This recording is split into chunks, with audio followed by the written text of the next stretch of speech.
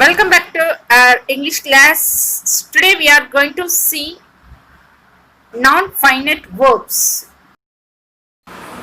Non-finite verbs.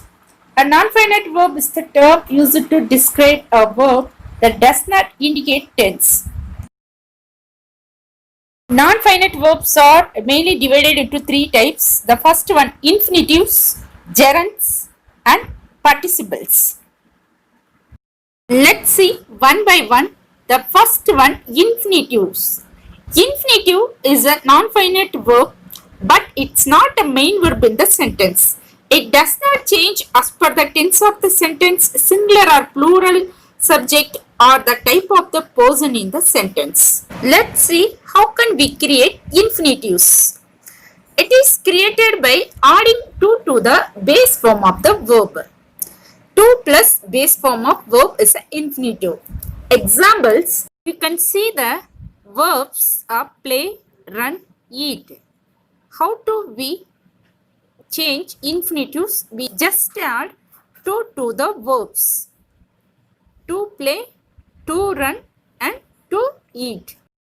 Use of infinitives. It's not used as a verb, but they are used as a noun, adjective, or adverb in the sentences. Look into an exceptional case is related to infinitives. We understood infinitives are created by adding 2 to the verb's base form. But some rare cases, 2 is not added to the verb's base form. It's also infinitives. Those infinitives are called bare infinitives. Without 2, the verbs is also called infinitives is a bare infinitives. Let's see some examples of bare infinitives. The first sentence, she made me cry. Here, cry is a bare infinitive, as we haven't written as to cry. And second sentence, I heard him sing a lovely song. Here, sing is a bare infinitive, as we haven't written that to sing. Cry, sing, or bare infinitives. 2 is not attached to the verbs. Next, we can see one more non-finite verb, a gerund. What is gerund? When we use a verb in a place of noun, is a gerund. It's also called as verbal noun. Gerunds. How is it created?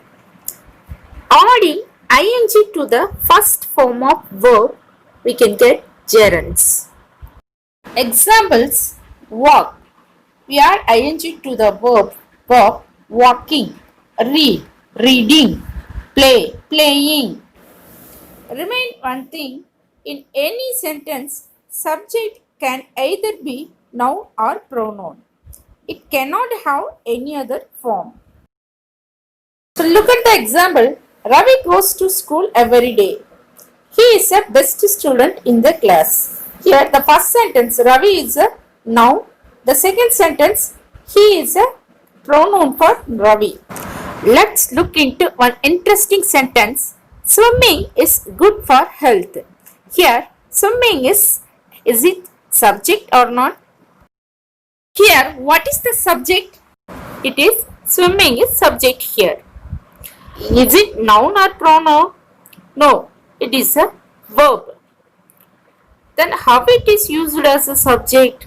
Because just now we understand subject only can be noun or a pronoun. It's a verb only, but it no longer behaves as a verb. It behaves as a noun of the sentence. So it's called as gerund. Gerunds is used as subject of the sentence or object of the sentence or complement of the sentence. Let's see some more examples. The first one, painting is an art. Here, painting is a gerund. Is the subject of the sentence. Reading helps a lot. Here, reading is a gerund. It's also used as a subject of the sentence. Writing is an exchange of idea. Here, writing is a gerund. It's also used as a subject of the sentence.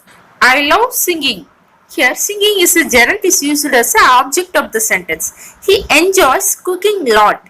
Here also, a gerund cooking is used as an object. And then last, Sita's favorite hobby is playing the piano. Here is used as a complement of the sentence.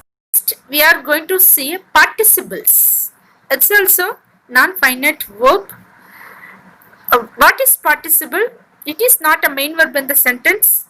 It does not function as a verb. Instead, functions as an adjective in the sentence. It also called as verbal adjective. The participle, now we are going to see two types of participles. First one, present participle, next past participle. The first, we can see present participle. So how can we create present participle? It is created by adding ing to the verb's base form. Verb plus ing. Talk plus ing, talking. Run plus ing, running. Children, now we have a confusion at gerund and present participle. The two also verb formation is verb plus ing. So how can we differentiate them? The gerund is act as a noun of the sentence. The present participle it act as an adjective of the sentence. Now we see present participle with some examples. In first, I really like this dancing doll. Here, like is main verb. Secondary verb is dancing. It is an ing form of verb. As in describing the noun doll, it acts as adjective in the sentence. It behaves present participle in the sentence. And next, look at second example. He jumped from a running train. Here, jumped is the main verb. Running is a secondary verb. It acts as an adjective because running train, it describes the train. So, as a present participle. And third sentence, you can look at that. He sold his working machine. Here, sold is a main verb. Then working is a secondary verb. It describing the missing. So, it's a present participle. Okay. Dear children, now are you clear that the present participle? So how can we create past participle? It's created by using verb's third form and it functions as adjectives. To listen here, base form of verb and third form of verb. Here take, taken. The break is broken. So like that, we make a past participles by third form of the verbs. Now we can see past participle with some examples. The past participle is created by verbs third form and also it acts as an adjective in the sentence. See the first sentence, the broken glass cut my foot. Here cut is main verb. Then one more verb here, broken. So that is a past participle. It acts as an adjective of the sentence because it describing the noun glass. So how that glass is a broken glass cut my foot. The next look at the second example. The burned toast tasted awful. Here tasted is a main verb. Burned is a past participle. It's a non-finite verb. Because it describing the noun, that's why it's a past participle. It acts as an adjective of the sentence. Third sentence, listen. A tired person can't be productive. A tired person can't be. Here can't be is a main verb. And then one more verb, tired. So how that person is a tired person. So describing the noun, that's why it's a act as an adjective. So it's a past participle. It's a non-finite verb. So okay, my dear children, I hope you understood well the heading of non-finite verbs. There are three types: gerund, infinitives and participles. Gerund means verb plus ing, infinitive means to plus verb, and participles are present participles, verb plus ing, and past participles, verbs third form. Okay, thank you children.